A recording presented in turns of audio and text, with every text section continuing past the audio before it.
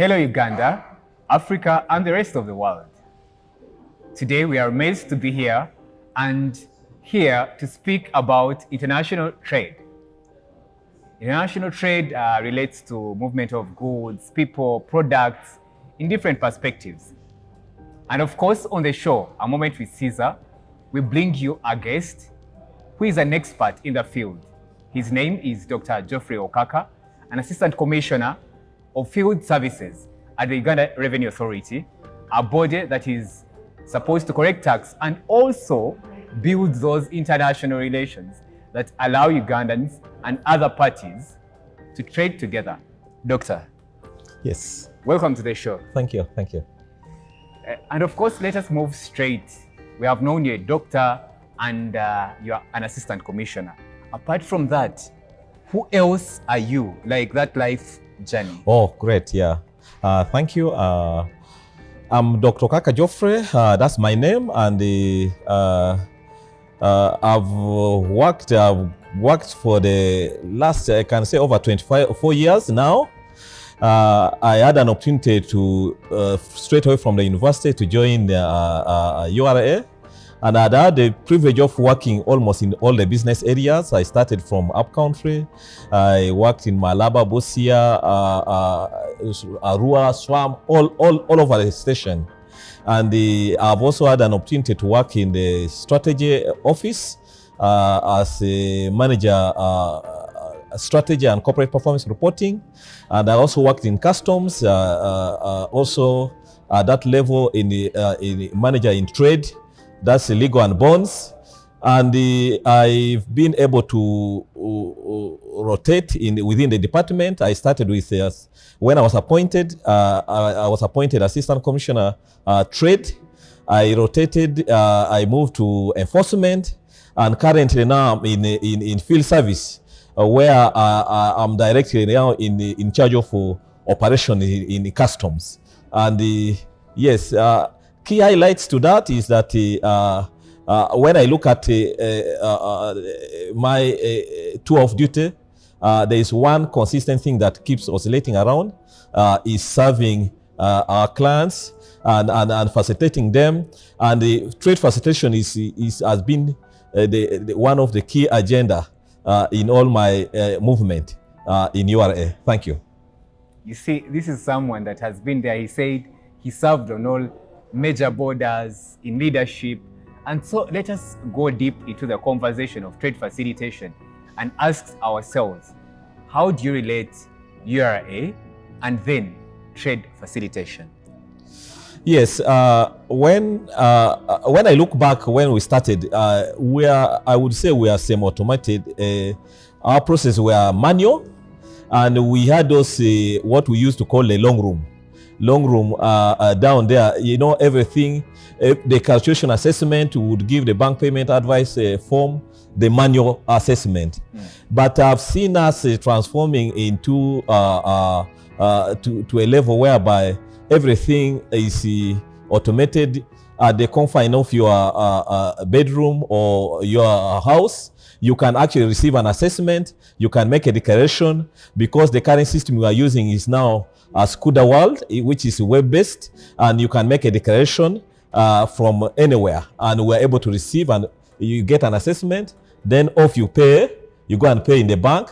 See, these days, since also when you look at the payment, there is online payment. You can, in one position, you can still make payment even from home by instructing your bank to transfer the money into your account. So we have a seamless sort of process or systems that integrate all the processes from the declaration up to payment, which is very convenient.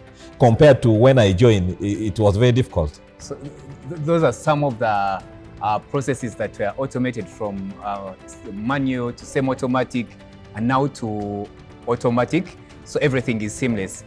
Let us look at maybe other aspects of URA that have transformed, particularly some of those maybe key innovations that you've seen in field services. Well, when I look at field services, one of the key things that, because I'm also in charge of the borders, there is one stop border post, one center which brings all the agencies and ministries and departments in one building, and also across the border.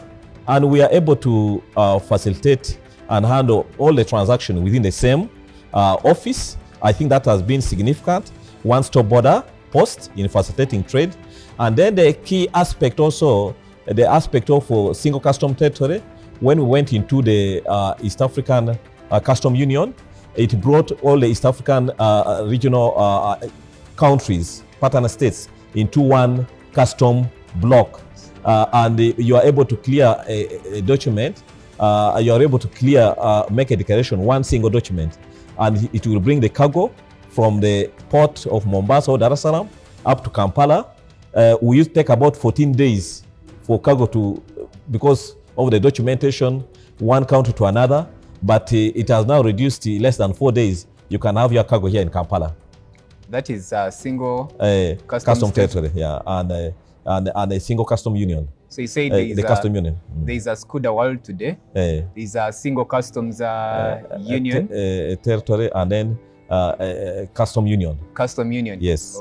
What other key aspects have been have kept changing that are shaping international trade between Uganda and maybe the East African region, between Uganda and Africa, and then Uganda and the globe? Yeah, I think the other aspect is the aspect of securing cargo, because we can now track cargo.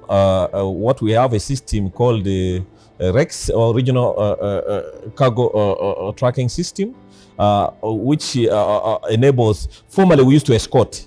You need you would escort cargo physically, but right now, on our command center here, we're able to actually look at your truck, how it's moving and where it has stopped through the electronic cargo tracking system. And in case there is any diversion or whatever, we're able to respond real time. That's one of the key aspects that I've seen is changing from physical escort to now electronic tracking. And then the other aspect is also the aspect of cargo management. We have the bonded warehouse information management system that right now when you bring your cargo, you don't have to wait. The regime just automatically, when you bring cargo, you are able to warehouse if you choose to go into a warehousing regime. But also you can decide to pay directly from Mombasa. You can also pay your cargo from Mombasa, and you bring your cargo up to your home without necessarily finding yourself again going through the process of clearance. Doctor, are you trying to tell us that we can move our cargo? I, a trader from Chikubo, can have my cargo from Mombasa and cross it directly without it passing through any processes to downtown where it's supposed to be traded from? Yes. Right now, if you decided to pay for your cargo in Mombasa, like right now, you can actually, when for example, the car, you pay for the car and you get, when you're paid, you come and drive your car straight to your home without any other intervention. And likewise, even cargo, you pay from Mombasa, you come through, and you until when you deliver your cargo at home at your premises. And now let us speak to this element of people trying to skip maybe taxation, tax evasion, and maybe there's tax evasion, there's smuggling and all other aspects. How is the Uganda Revenue Authority, and particularly the area of field services, going about that? Well, what we've, when you look at our processes, we have tried to reduce the cost of doing business.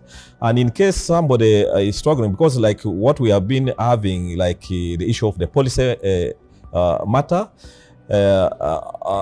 like garments and textiles, whereby the tariff rate is on specific intelligent algorithm, whichever is high, 3 or 3.5%, whichever is high. I think that's why you find that that's why maybe people have experienced that maybe it's a little bit high, and some people are motivated to go, but not really the process, that existing process. In terms of facilitation, it's so convenient to go through our processes and be able to clear. But we have a robust enforcement system that should you try to go and not use the gazetted route, they're actually able to intercept, and it will increase the cost. And I would advise that you better come through the legitimate process, because should you try to divert or smuggle in, enforcement will be handy, and sometimes the goods, the cost is, it will kill your business. Yeah. That's so interesting. Better pass through the real processes and pay that tax, instead of having your goods either held or go through other processes. You've been around for the last 20 years and plus in the world of taxation. I understand you already have targets, and we are in the fourth quarter. It's the last quarter of the year, yes, right? So how are you ensuring that even with the need for taxes, you are not suffocating businesses in the country? Yeah, you see, what happened is that we operate a very transparent process, and most of the commonly imported goods, we have already the valuation or the database. It's published. Everyone can know the value they're supposed to pay, and the amount of tax they're supposed to pay, and that should not really disadvantage anyone. What we are focusing on is basically to make sure that you come through our process, and we're able to clear you very fast. Verification, document check in DPC, and you're able to get out as fast as possible. And when you look at it, the tendency of people now going into consolidated cargo, we are seeing there's an increment of consolidated cargo, and I want to advise our taxpayers or the clients out there that when you import through the consolidated cargo, make sure you use an accredited consolidator, because there are rules and obligations that govern those ones who are actually regionalized or regulated. But we have the aspect of the container, the so-called container leaders in quotes. An individual comes in and is consolidating, but is presenting himself as an individual. And that poses a challenge. In case you get any challenge, it may be very difficult for you to follow, because you're only accountable between you and the person you gave cargo. But then the consolidator, when you give a consolidator, there's a master bill of lading. But within that master bill of lading, there is what we call the house bill of lading, which is accredited to you as an individual, which gives you the legal ownership to track your cargo up to the end, up to clearance. And therefore, it means you can still make a declaration as an individual.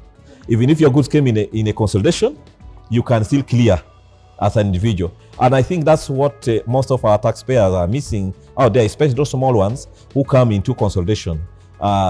It's a very transparent process.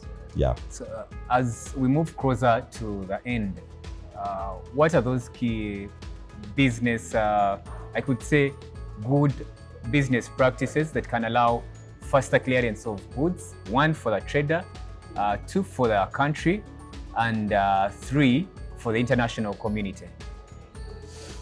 Okay, for the trader, I think depending on the level, if you have been trading with us, you know a little bit of the process here and there. But if you are trading, if you are coming into this space for the very first time, I would advise that one key thing that is very common is that you must be able to process the tax identification number. And these days is seamless, because within a click you can actually get a tax identification number online without necessarily even coming to us. So that's very critical that you first, for you to transact with us, you must have a tax identification number. And then for international trade, because sometimes you are new, you don't know how to declare in our declaration process, you may need to appoint a clearing agent who will make a declaration for you. And then the declaration, it means classifying your goods and also making a declaration. But the beauty is that when they make a declaration, you get a notification about the tax you're supposed to pay. And therefore, it's important that you keep your credentials to yourself, such that nobody can manipulate it if you are seeing all the details of the what you gave for us to us as a tax identification, and also your communication, the email and all things, you need to keep that credential to yourself, such that you are able to get information and get the right tax assessment from us, because that system will communicate to you on your mail, and then you can actually go and pay. It's very, very important to keep that credentials private and you don't share it. But we have seen practices is that with some taxpayer, they surrender everything. They give the agent their email, they give their everything, so such that everything is happening in their absence. So you relinquish control from yourself, you give it to the agent. So you're advising them to have control. You can use an agent, but let you be the one receiving the messages. And doing the payment. Yes, that's true.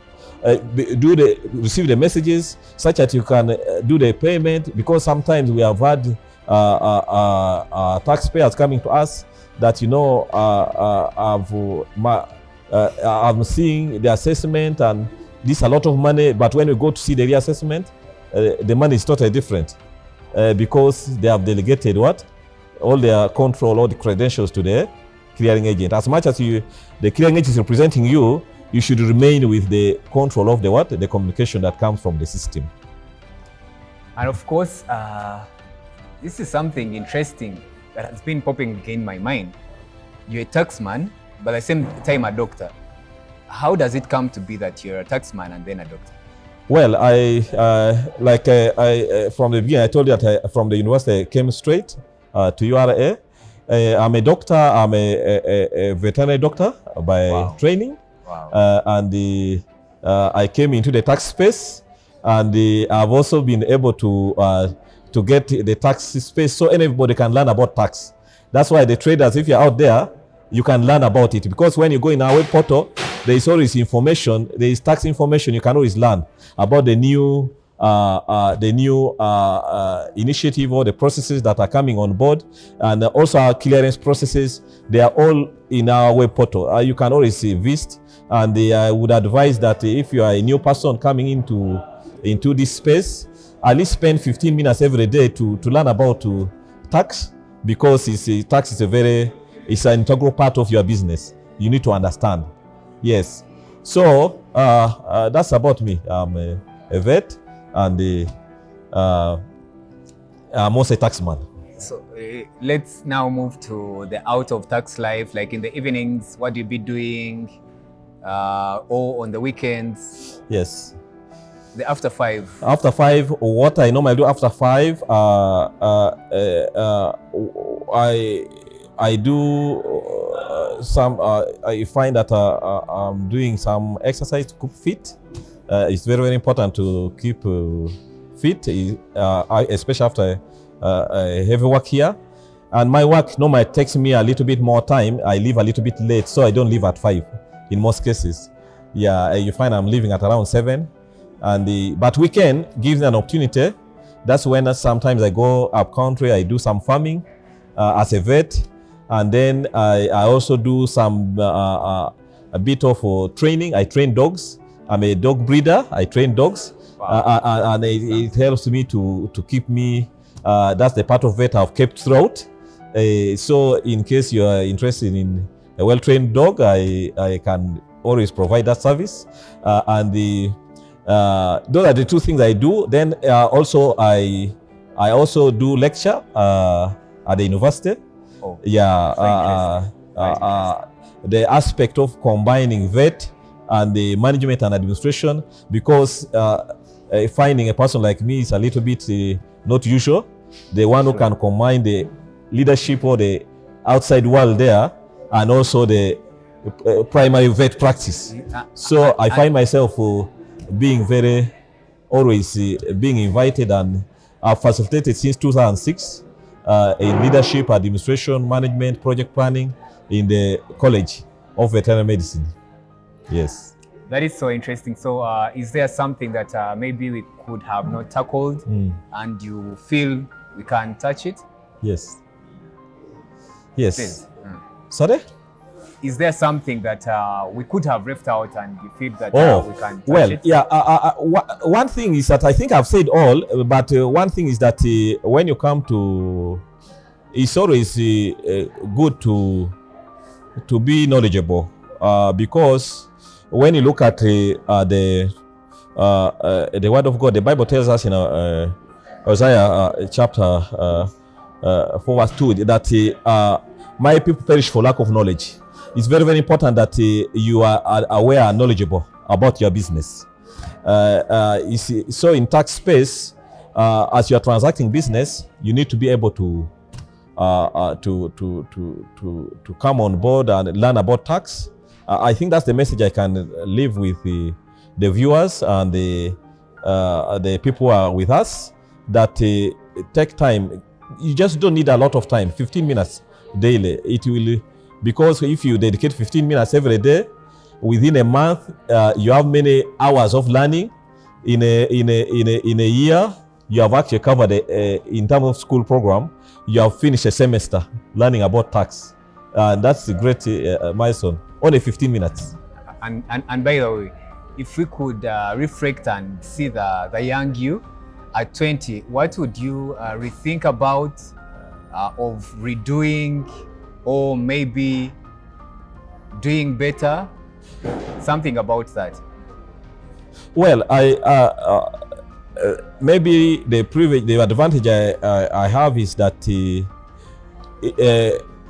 going back and the exposure I have right now, when you look at the mandate that URA is, or what URA does for this government or for this nation, is an assignment you could not find it anywhere else.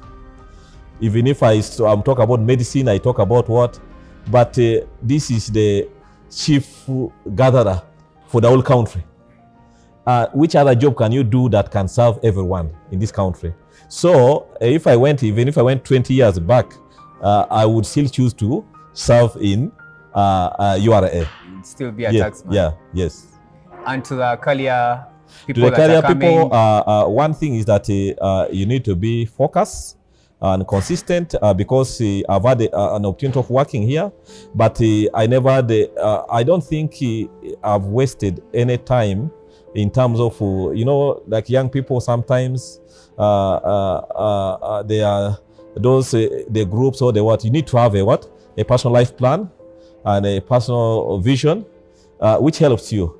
And then when you come in the institution, whatever organization you're working for, you look at the values and the vision, and you align your vision to that institution.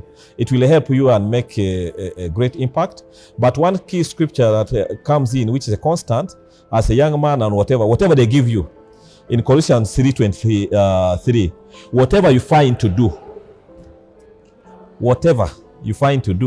do it wholeheartedly, because it's very, very important. And do it because the chief the accountability is to our master, God himself, because he sees beyond.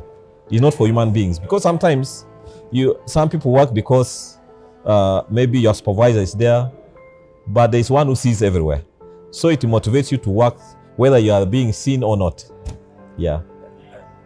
And now, still in the area of maybe career and family, do you have a family? Yes. Your family man, how do you find it being a taxman and then a doctor and then to the family? Yeah, I think the aspect of prioritization is very, very important. As a family man, I prioritize my family, that amidst all these busy schedules, you'll find that I have time for the family and also have time for work. When I'm here at work, I do my best.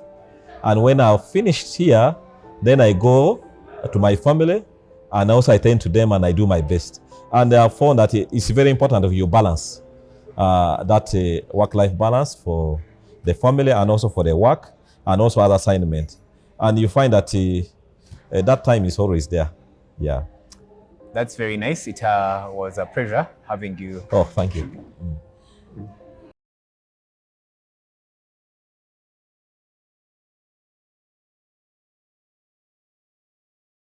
Uganda Revenue Authority. Developing Uganda together.